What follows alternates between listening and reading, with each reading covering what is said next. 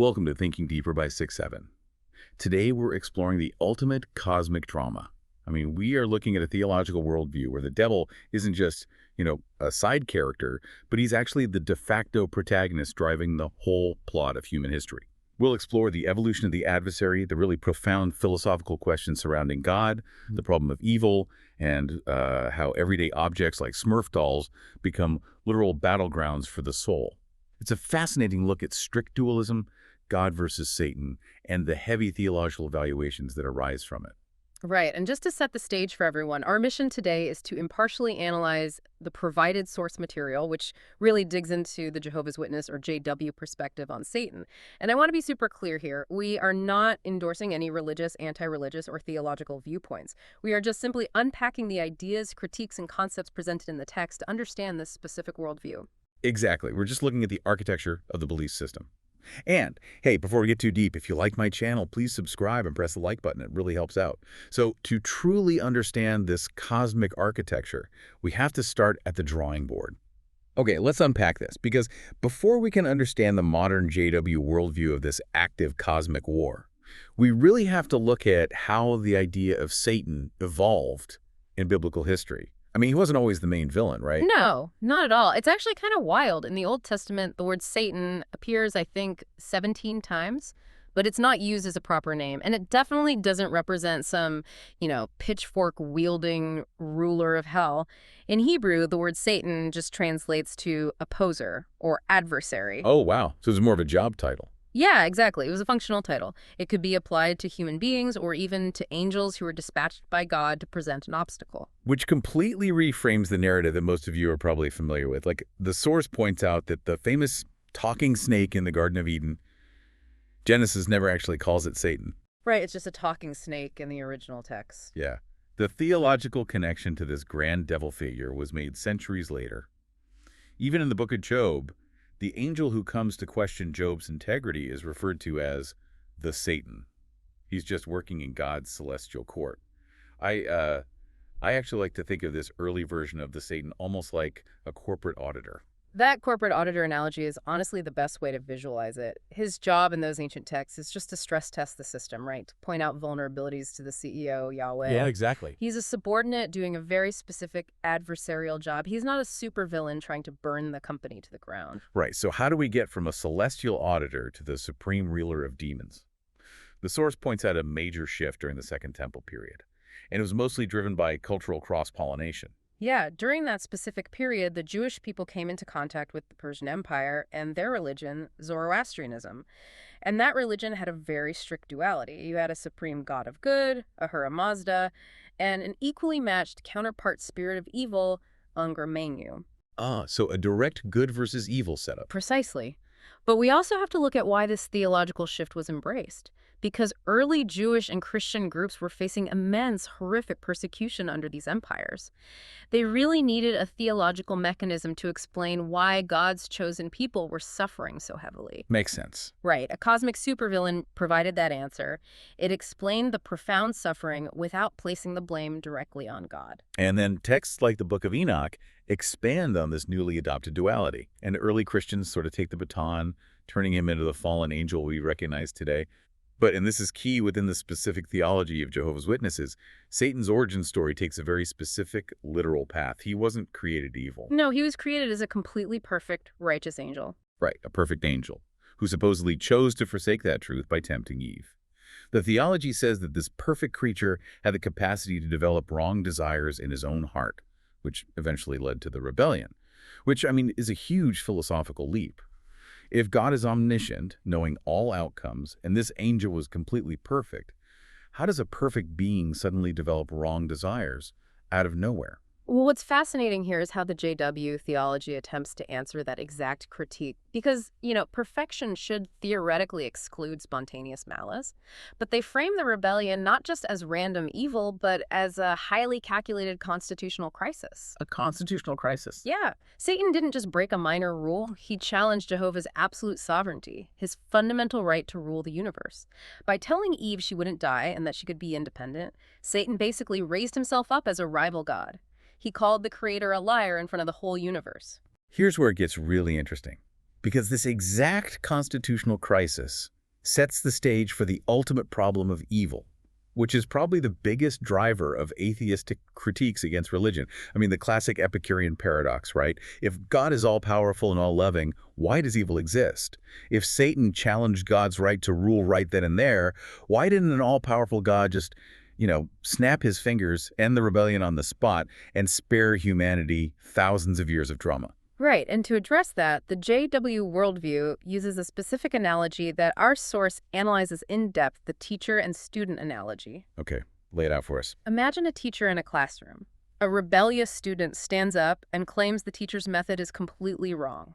He insists that he, the student, knows a much better way, and some other students start nodding along. Which puts the teacher in a really tough spot, because if they just expel the kid immediately, the rest of the class might think the student was actually right, and the teacher's just insecure. Exactly.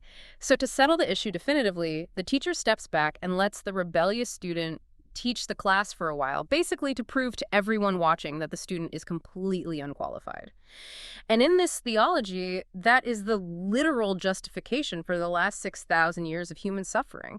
Jehovah allowed Satan to rule the world to prove a point to millions of watching angels. Yeah, and I have to push back on this analogy. Letting a student struggle with a math problem on a whiteboard to prove a point is one thing. Right. But letting that student literally set the classroom on fire, poison the water supply, and traumatize the rest of the students for 6 millennia, that seems wildly disproportionate. Yeah, it really does. And the source notes the analogy completely breaks down when you look at the rest of the Bible anyway. Oh, absolutely. The inconsistency becomes glaring. Jehovah doesn't step back and quietly observe the classroom in the Old Testament. The texts are full of Jehovah constantly intervening. He punishes the Israelites, floods the earth, rains fire on cities. Right. If the teacher in the analogy actually behaved like the God of the Bible, he'd be standing in the back whispering hints to his favorite students, or throwing erasers at the kids who fight the rebel. It's not a clean scientific experiment at all. No, it's not. And that brings us to the book of Job, which serves as the ultimate proof point in this theology. Job suffers horrific, unimaginable trials, losing his wealth, his kids, his health, all because Satan claims humans only serve God out of convenience. God allows Satan to torture Job just to prove humans can serve out of pure devotion. Basically using Job's suffering as a pawn in a cosmic bet to prove Satan a liar. Meaning, in this universe, Satan forces God's hand. He's the one who initiates the events in Eden. He forces God to come up with a backup plan. Satan is the active protagonist driving the plot. Yeah, making an all-powerful God completely reactive. And if we connect this to the bigger picture, think about the immense psychological burden this places on the individual believer. Oh, it must be massive. It is. In this framework, the burden of proving God right falls squarely on the humans suffering the trials. Every sickness, every tragedy, it's framed as a personal opportunity for you to endure and prove the devil wrong. You are the student in the burning classroom. Living with that kind of pressure sounds utterly exhausting. And it's an on-the-ground reality for them, because if Satan has been given temporary rule over this classroom for 6,000 years, how does he actually operate? Because according to the sources, it's a universe just teeming with demons. Teeming. The lore here relies on taking some of the most obscure verses of the Bible and knitting them into a literal timeline. It starts with the Nephilim. Before the global flood, angels supposedly looked down at human women and felt lust. They materialized human bodies, came to earth, and fathered violent giants. Wait, I have to pause there. How do non-physical spiritual beings experience physical lust? I mean, they don't have human biology or hormones. A spirit feeling physical arousal is a huge logical gap. It is, and the source notes the theology essentially waves away the biological mechanics. The focus is strictly on the outcome. God floods the earth to reset everything. The rebellious angels abandon their physical bodies, return to the spiritual realm, but they're barred from heaven. So where do they go? They're cast into a dark prison state called Tartarus, and they are permanently furious because their half-breed children were drowned in the flood. Okay, so you have a legion of angry, grieving, demonic spirits. And then the timeline jumps to a very specific date, 1914. According to the lore, a war broke out in heaven in 1914 where Michael the Archangel, who is Jesus in this religion, defeats Satan and literally kicks him down to earth. Yes, they're confined here now. The best way to understand Satan's operation today in this theology is to compare him to a deposed dictator. He doesn't have a massive open military to fight head-on anymore. He's restricted to a small territory, forced to rely on espionage, psychological warfare, and sleeper cells. Like a rabid dog backed into a corner. Exactly. His Yeah. danger level skyrockets because his time is short and his movements are restricted. But since they can't materialize physical bodies anymore like they did before the flood, how do they attack? Through possession and influence. They can possess humans, animals like the biblical story with the pigs running off the cliff. But crucially, the JW literature states they can also possess inanimate objects. Which brings us to the urban legends. The source talks about levitating beds, choking sensations, and the infamous demon-possessed Smurf doll that allegedly got up and walked right out of a kingdom hall. I know, to an outsider, a walking Smurf doll sounds completely absurd, but within the ecosystem of this belief, it is treated with deadly seriousness. Amulets, toy wizards, tarot cards, Halloween, they're all viewed as literal gateway items. It's like living in a supernatural horror movie where you can't even trust your kid's toy box. If you bring a toy wizard into your house, you're potentially giving a demon a portal into your living room. And the mechanism of fear is incredibly effective here. By weaponizing the mundane, making a child's toy a potential invitation for demonic attack, the theology creates a closed loop of hypervigilance. You can never relax. Never. Your guard can never be down. It keeps adherence strictly within the boundaries of the approved religious structure, because stepping even an inch outside is equated with inviting the devil into your home. It's a 247 surveillance state. And this hypervigilance doesn't stop at toys. It extends to media, neighbors, and critically every other religion on earth. That brings us to a core tenet based on 1 Corinthians 10.21. You cannot be partaking of the table of Jehovah and the table of demons. There is no third table. It is a strict binary. No gray area at all. None. Everything outside the JW religion is Satan's world. All other forms of Christianity are considered false religion, which is, by definition, the worship of Satan. Meaning, if a devout Catholic experiences a really profound vision of a saint, or someone in the Pentecostal church speaks in tongues, the theology dictates that they are not experiencing God. They're being actively tricked by a demon disguised as an angel of light. Yes.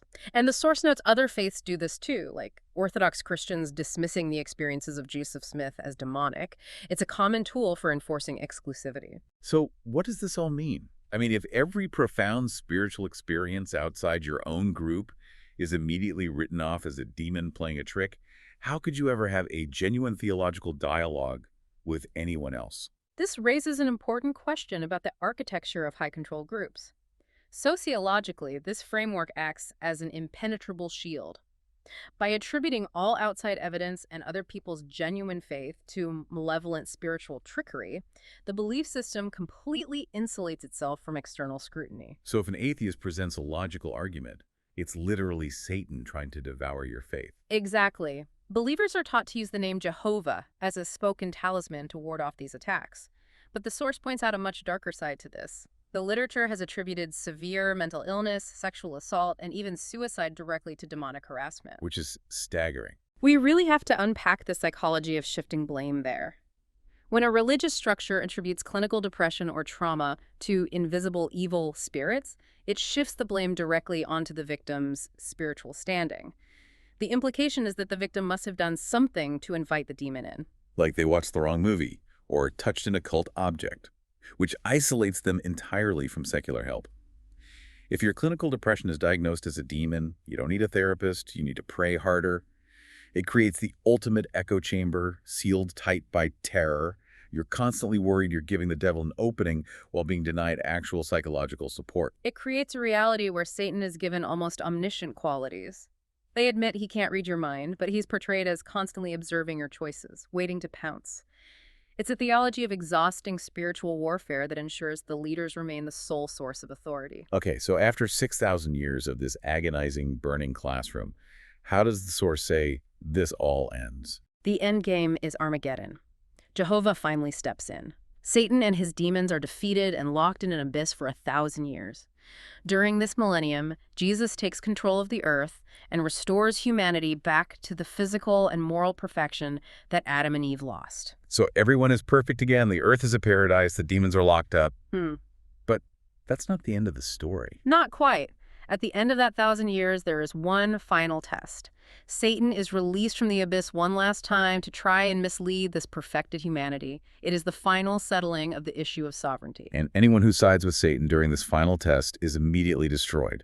Finally, Satan, his demons, and all the rebellious humans are thrown into the lake of fire, which signifies eternal, permanent destruction. They just cease to exist. Right. And the surviving humans inherit everlasting life.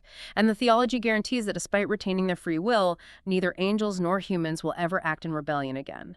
The universe will be peaceful for all of eternity.